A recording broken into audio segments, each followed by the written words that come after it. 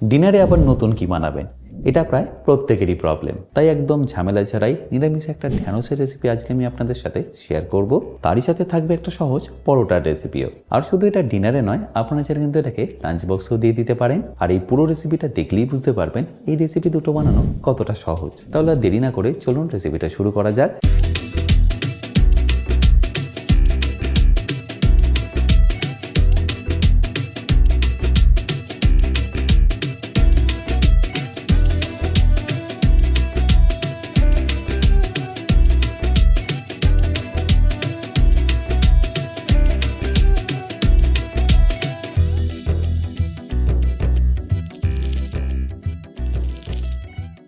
By the way, আমি chef Atanu, আপনারা দেখছেন অতনুর রান্নাঘর। আর আজকে আমাদের রেসিপি ডিনারে। তাহলে সবার প্রথম এখানে আমি আপনাদের মশলা পরাঠার জন্য ডোটা বানিয়ে দেখাচ্ছি। তার জন্য সবার প্রথম আমি এখানে একটা বোল নিয়ে তার মধ্যে নিয়ে নিচ্ছি 3 কাপ আটা। আর 3 কাপ আটার সাথে আপনাদের দিয়ে দিতে হবে 1 কাপ ময়দা।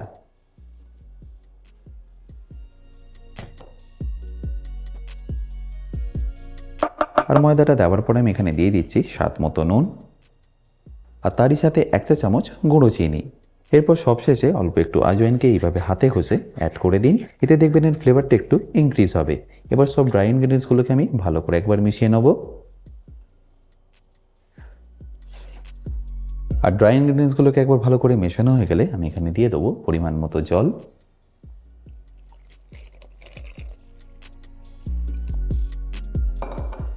জলটা এখানে আপনারা অল্প অল্প করে দিয়ে একটা সেমি হার্ড ডো রেডি করে নেবেন।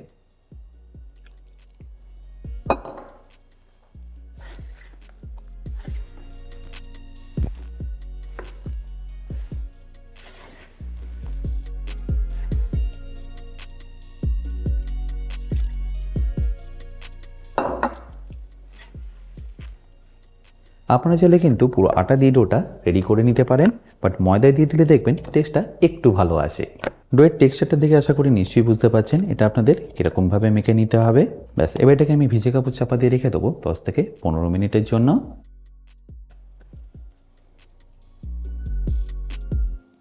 এবার এখানে আমি ঢ্যাঁড়সের রেসিপিটা বানানোর জন্য নিয়ে নিয়েছি 1 কেজি ঢ্যাঁড়স, যেটাকে আমি আপনাদের কেটেও দেখাচ্ছি। আর কাটাটা খুবই সিম্পল। জাস্ট এইভাবে প্রথমে পেছনের অংশটা বাদ দিয়ে দিন।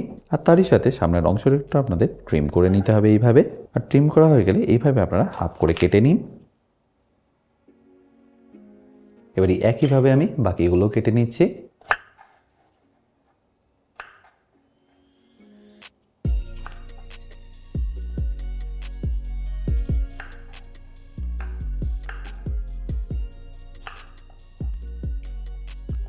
আর ঢ্যাঁড়সটা কাটার আগে অতি অবশ্যই কিন্তু আপনারা ভালো করে একবার ধুয়ে নেবেন আর তারপর ড্রাই করে এইভাবে কেটে নেবেন।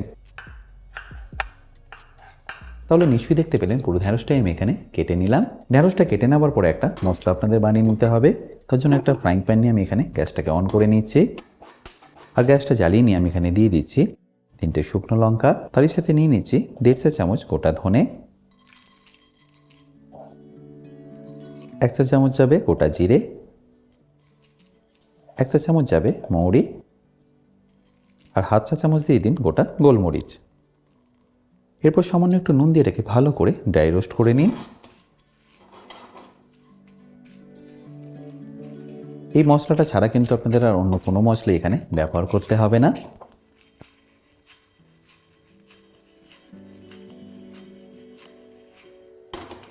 বাট এই ড্রাই ইনগ্রিডিয়েন্টসগুলোকে একবার ভালো করে ভেজে নিয়ে তুলে রেখে দিন একটা প্লেটের মধ্যে, যতক্ষণ এটা ভালো করে ঠান্ডা হয়ে যাচ্ছে। আর ভালো করে ঠান্ডা হয়ে গেলে এটাকে ক্রাশ করে নিন।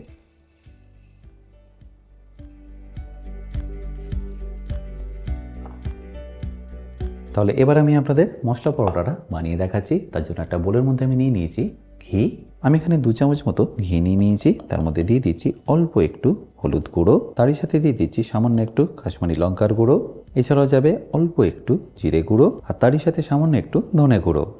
ব্যাস, তারপর এটাকে ভালো করে একবার মিশিয়ে নিন। আর এটা আপনাদের কখন ব্যবহার করতে হবে সেটা আমি আপনাদের পরেই দেখাচ্ছি। আচ্ছা, এবার আমি আপনাদের ঢ্যাঁড়সটা বানিয়ে দেখাচ্ছি। তার জন্য প্রথমে আমি নিয়ে নেব অল্প একটু সর্ষের তেল। খুব বেশি লাগবে না, 3 চা চামচ মতো নিয়ে নিলেই হবে। আর তেলটা ভালো করে গরম হয়ে গেলে আমি এখানে দিয়ে দেবো ঢ্যাঁড়সটা।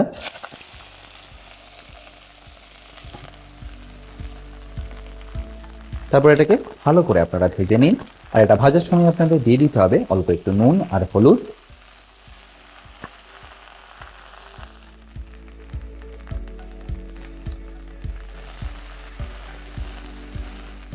আপনারা চাইলে এটাকে কিন্তু ডিপ ফ্রাইও করে নিতে পারেন, এটা আমার মনে হয় এইভাবে করে নিলেই বেস্ট হবে। হলুদ আর নুনটা দিয়ে একবার ভালো করে মিশিয়ে নিয়ে ফ্লেমটাকে একদম লো করে ঢাকা দিয়ে এটাকে আপনাদের কুক করে নিতে হবে 2 থেকে 3 মিনিটের জন্য।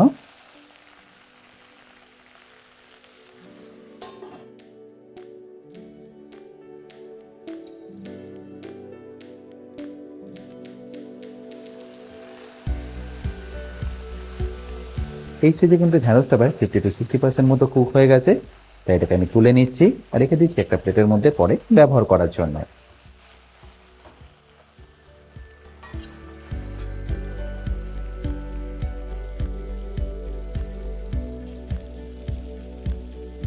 এবার একই কড়াইতে নিয়ে নিন আর একটু সর্ষের তেল।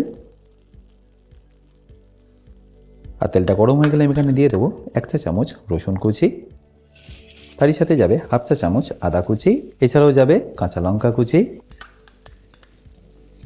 আর যদি পারেন এইভাবে একটু ধনেপাতা জড় অ্যাড করে নিতে পারেন চপ করে নিয়ে। এবার এটাকে ভালো করে একবার মিশিয়ে নিন। এরপর যখনই দেখবেন এটা একটু ভালো করে ভাজা হয়ে গেছে তখন এখানে দিয়ে দিন পেঁয়াজ কুচি।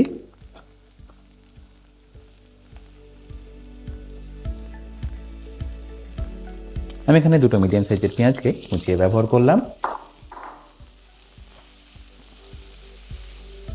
আর পেঁয়াজটাকে দেওয়ার পরে এটাকে একটু আপনাদের লাল লাল করেই ভেজে নিতে হবে। আশা করি নিশ্চয়ই দেখতে পাচ্ছেন পেঁয়াজটা কিন্তু আস্তে আস্তে বেশ অনেকটা এখন ব্রাউন হয়ে এসছে।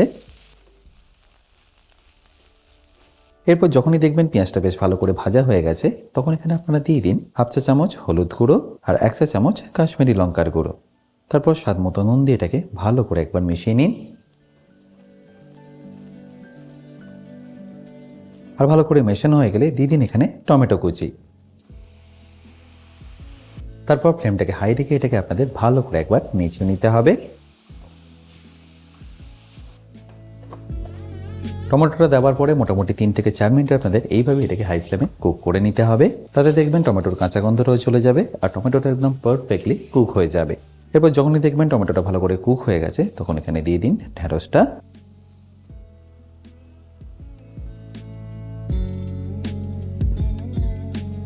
তারই সাথে যে মশলাটা ক্রাশ করে রেখেছিলাম সেটাও এখানে অ্যাড করে দিচ্ছি।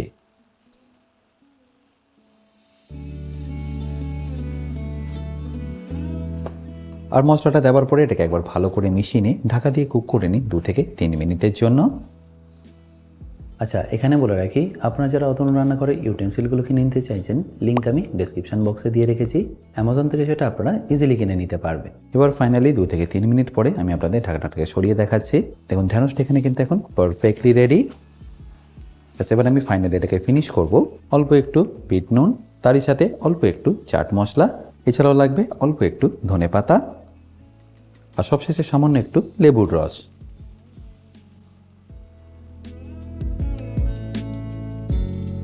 তারপর ভালো করে মিশিয়ে নিয়ে এটাকে গরম গরম পরিবেশন করুন। বাট এটা পরিবেশন করার আগে আমি আপনাদের পরোটাটাও বানিয়ে দেখাচ্ছি। আশা করি নিশ্চয়ই দেখতে পাচ্ছেন এটা এখন পারফেক্টলি নরম হয়ে গেছে। এবার আমি এর থেকে একটা একটা করে লিচি কেটে নিচ্ছি।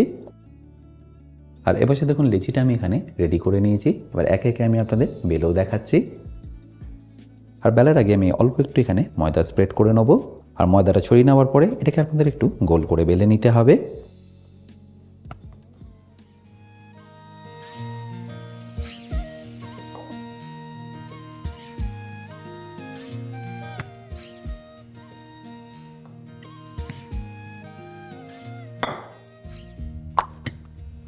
আর গোল করে বেলা হয়ে গেলে এর মধ্যে আপনাদের অ্যাপ্লাই করে দিতে হবে ঘিয়ের মিক্সচারটা।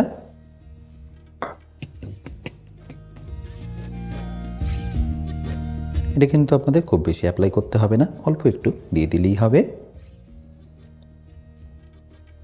আর ঘিটে দেওয়ার পর এখানে দিয়ে দিন অল্প একটু ধনেপাতা। তারপর দিয়ে দেবো সামান্য একটু ময়দা, যাতে লেয়ারগুলো একটু প্রমিনেন্ট হয়। এবার এটাকে আপনাদের ফোল্ড করে নিতে হবে এইভাবে।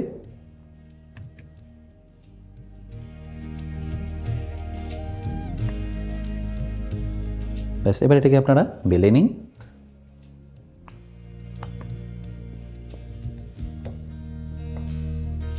আর ভালো করে বেলা হয়ে গেলে এটাকে আপনাদের সেঁকে নিতে হবে। আর এটাকে সেঁকার জন্য আমি এখানে নিয়ে নিয়েছি একটা ফ্রাইং প্যান। আর প্রথমে সেঁকার জন্য আপনাদের কোনো কিছু না দিয়ে স্লো ফ্লেমে এটাকে এইভাবেই কুক করে নিতে হবে দুদিক। আর যখনই দেখবেন এইভাবে ফুলতে শুরু করছে তখন এটাকে পাল্টে নিন, আর অপর দিকটাই একইভাবে কুক করতে থাকুন।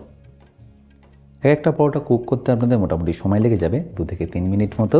আর এটা ভেতর থেকে কুক হলেই দেখবেন আস্তে আস্তে ফুলতে শুরু করবে। নিশ্চয়ই দেখতে পাচ্ছেন একদিকে কিন্তু কালারটা বেশ ভালোভাবেই চলে এসছে। আর যেদিকটা ভালো করে কালারটা চলে এসছে সেদিকে আমি অ্যাপ্লাই করে দিচ্ছি অল্প একটু ঘি। আমি এখানে নর্মাল ঘিটাই ব্যবহার করলাম, বাট আপনারা চাইলে ঘিয়ের বদলে এখানে তেলও কিন্তু ব্যবহার করতে পারেন।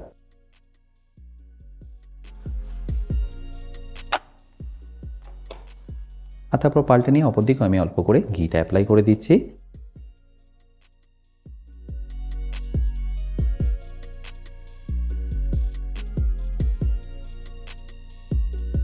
ঢেঁড়সের তরকারির সাথে এই পরোটাটা একবার খেয়ে দেখুন, দারুণ সুন্দর লাগে। দেখতেই পাচ্ছেন কিভাবে ফুলে যাচ্ছে, তার মানে এটা এখন ভেতর থেকে পারফেক্টলি রেডি। আর যখনই দেখবেন দুদিকটায় পারফেক্টলি কালার চলে এসছে তখন এটাকে তুলে নিন। আর তারপর গরম গরম পরিবেশন করুন ঢেঁড়সের সাথে। এবারে একই পদ্ধতিতে আমি বাকিগুলো রেডি করে নিচ্ছি।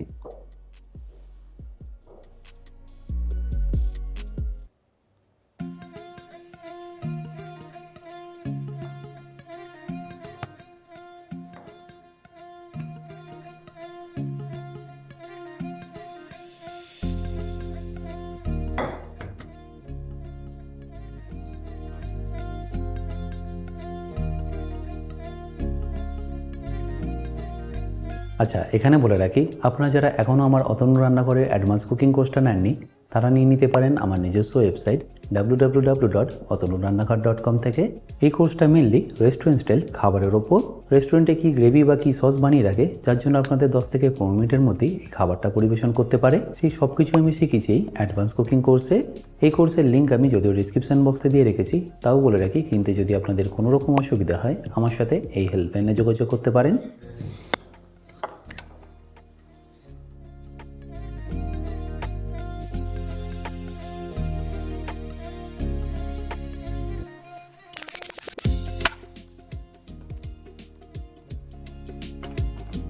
আপনারা যদি চান যে মশলা ঘিটা আপনারা ভেতরে অ্যাপ্লাই করেছেন সেটা বাইরেও অ্যাপ্লাই করবেন তাহলে সেটাও করতে পারেন।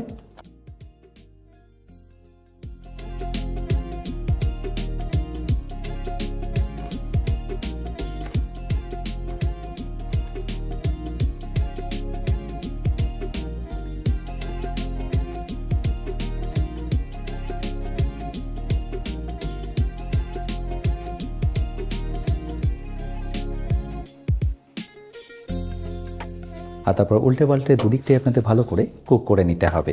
তাহলে নিশ্চয়ই দেখতে পেলেন এই পরোটাটা বানানো কতটা সিম্পল। এবার ফাইনালি আমি আপনাদের পরিবেশন করে দেখাচ্ছি।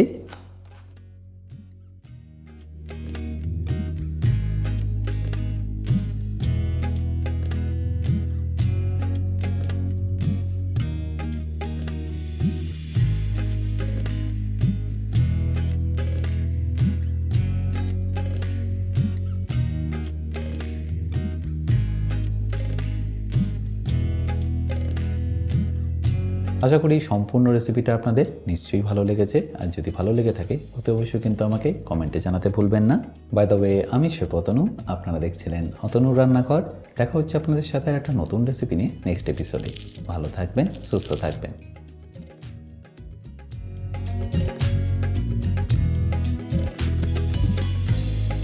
দেখুন প্রত্যেকটা লেয়ার একদম পারফেক্টলি খুলছে।